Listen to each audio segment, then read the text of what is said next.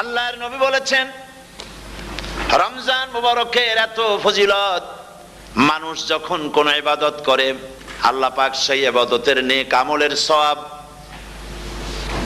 10 থেকে শুরু করে 700 পর্যন্ত বাড়ায় দেন।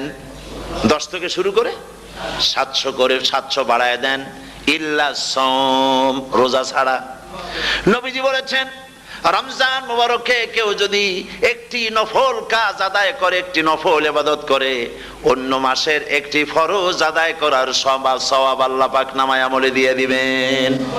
রমজান মুবারকে কেউ যদি একটি ফরজ আদায় করে, অন্য মাসের 70টি ফরজ আদায় করার মতো সওয়াব আমলনামায় আল্লাহ দিয়ে দিবেন। সুবহানাল্লাহ। এই মাস আমাদের সামনে, আল্লাহু আকবার বলি, আল্লাহু আকবার বলি, আলহামদুলিল্লাহ। এই পবিত্র মাস আমাদের সামনে।